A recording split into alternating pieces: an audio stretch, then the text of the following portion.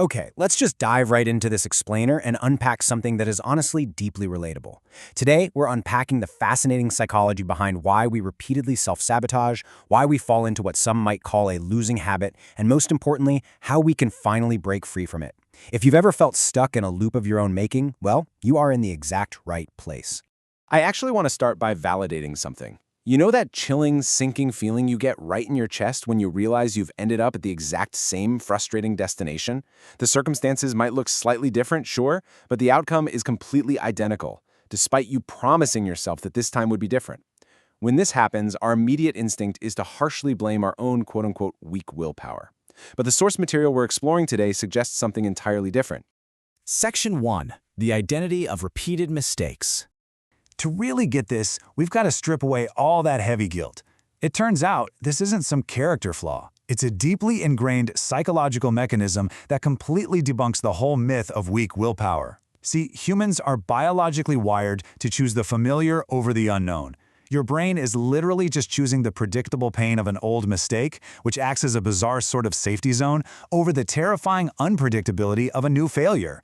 Predictable pain is simply easier for your mind to tolerate, so even when your head desperately wants to change, your body just pulls you back to the old pattern because, well, it feels safe.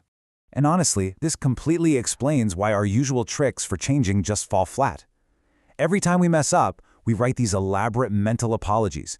We tell ourselves, I will definitely do better next time. But creating a mental lesson and actually changing your physical behavior, those require two completely different skill sets. Mental reflections just get neatly filed away in your memory, while your body, lacking any actual new physical practice, just defaults right back to its old familiar habits the second the pressure is on. So here is the absolute crucial point. To actually break this cycle, you've got to bypass that mental apology entirely. You need to take just one single lesson and directly translate it into one concrete physical action. It's that grounded, step-by-step physical translation that actually rewrites the pattern in your nervous system rather than just spinning your wheels in your mind. Moving on to Section 2, the psychology of choosing second best. Now this intense craving for safety, it shows up everywhere in our lives. Just think about the massive difference between a genuine choice and fear-based avoidance. On the surface, letting someone else take the lead looks like peacefulness, or kindness or humility. But internally, it is very often just a cleverly disguised avoidance mechanism to dodge potential conflict.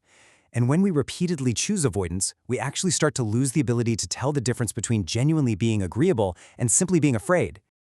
Let's be real, we do this because second place is actually super comfortable. It has incredible hidden comforts. You carry zero heavy responsibility. If the project fails, it's incredibly easy to make excuses because, hey, you weren't the one in charge, right? You get to maintain a safe emotional distance from the outcome. But the tragic, compounding long-term cost of this temporary shield is that you are slowly, quietly surrendering the decision-making power over your own life to other people. And man, this creates such an agonizing internal twist.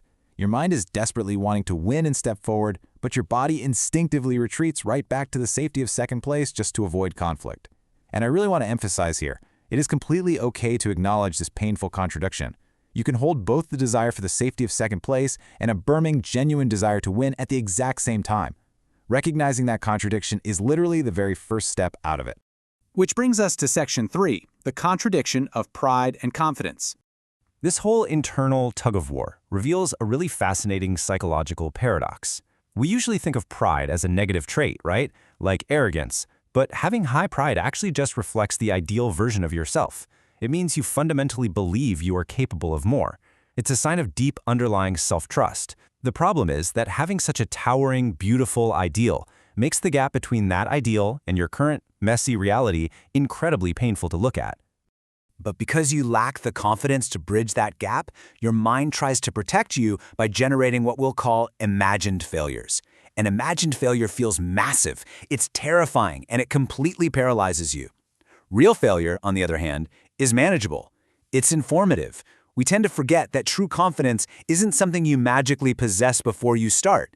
It only ever arrives after taking small actions. By avoiding manageable real failure, you completely erase your chances of building actual confidence. Let's look at Section 4, your true competitive feelings. This leads us to a pretty raw question. Why do so many of us actually hate our own fiercely competitive nature? For a lot of us, the answer lies in our past. When we were younger, expressing a fierce desire to win was often met with scolding. Maybe you were labeled selfish or childish for wanting to be first. Over time, we learned that hiding our competitive drive was simply the safest way to survive socially. We've basically been conditioned by past rejections to view our competitive spirit as a shameful flaw that needs to be buried, rather than the beautiful, raw engine for personal growth that it actually is. And because we bury it down so deep, that competitive drive mutates into something else entirely: envy. But there is a totally fascinating way to reframe this. When you feel a pang of envy looking at someone fighting on the front lines, taking risks, and winning, don't feel guilty. That feeling isn't petty jealousy. Recognize it as a vital, flashing compass pointing directly toward how you truly want to live. They are just stepping into the arena that you secretly wish you were in. Finally, Section 5, Small Steps to Break Patterns. So how do we finally get out of this intricate maze? How do we stop choosing predictable pain and unleash our suppressed desires? Well, right as you decide to take action, you are inevitably going to hear this exact phrase echo in your head: I have no talent. But you must realize that this isn't some objective truth about your abilities, it is the ultimate psychological shield. It is a perfectly timed defense mechanism deployed by your brain right before you take a risk, designed specifically to give you permission to quit without feeling responsible. Instead of just letting that excuse stop you cold in your tracks, try being a scientist of your own mind for a second. Observe it with curiosity. Ask yourself, when exactly does this excuse appear? You'll find it almost always pops up right at the edge of a new challenge. By identifying the specific fear that's triggering it, you instantly strip the excuse of its power over you. It stops being a fact and just becomes a feeling you can observe. You know, when we realize we need to change, our first instinct is usually this massive life overhaul, and that almost always leads straight back to overwhelm and paralysis. You do not need to overhaul your entire personality today. You just need to make one microscopic, tiny crack in your usual pattern. If you usually stay quiet, speak your opinion just once. If you usually step back, step forward just once.